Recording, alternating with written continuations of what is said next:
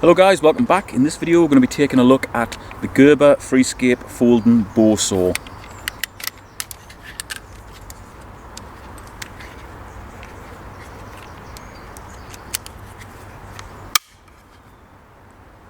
And I absolutely love it.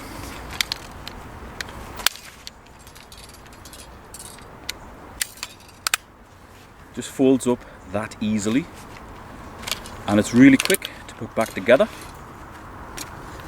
Normally you'd have a plastic guard on here. I haven't got that on, just for demonstration purposes. That's it, you're in action within a few seconds. Always make sure the blade's tight though. I have seen reviews say that to snap the blade, if you don't have this little hook here tightened up properly and your blade is wobbling about, you will snap it. It'll certainly put it under stress, it'll bend it, and it could end nastily, especially seeing as your hands are here. If you snap the blade, ooh, I don't want to think about it. Make sure the blade is tight.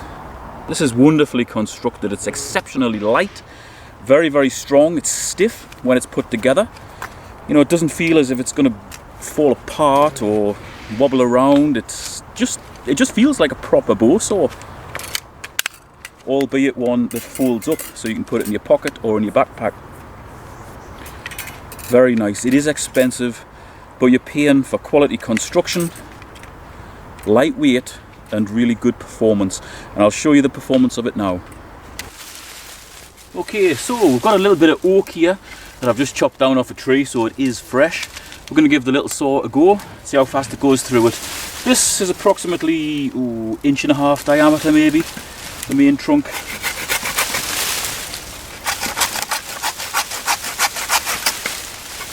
No problem. Lovely clean cut.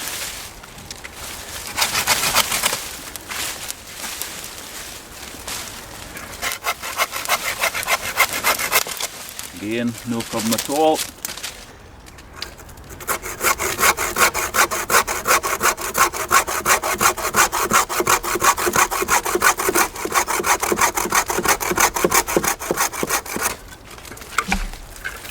Again, a lovely clean cut that didn't take long.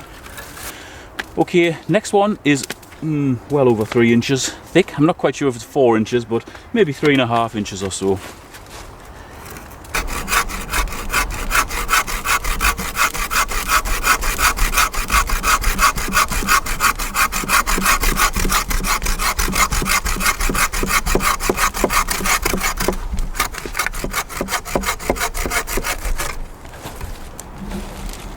There you go.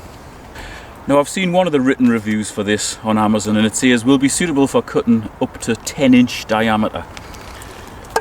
Well, that there is about 9 inches diameter. No way on earth are you going to be cutting things this big with this little saw. In reality, 3 inches, maybe up to 4 inches.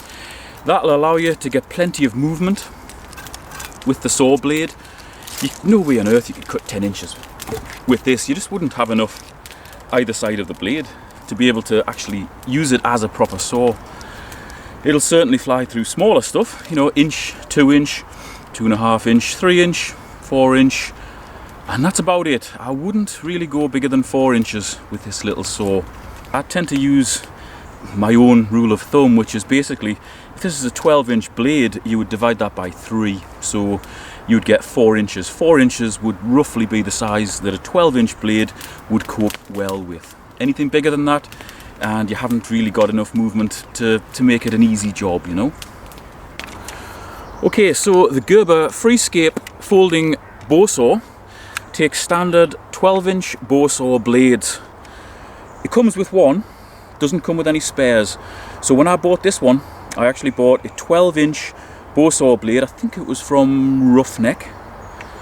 Yeah, it was a Roughneck one. That was pretty cheap. I think it was only £5 or something. I'll put the link to it in the video description if you're watching on YouTube. That one is pretty much exactly the same as the one that comes with a Gerber, but I also invested in a 12-inch Hacksaw blade as well. Now those two spare blades and the one that comes with the saw will fit inside of here.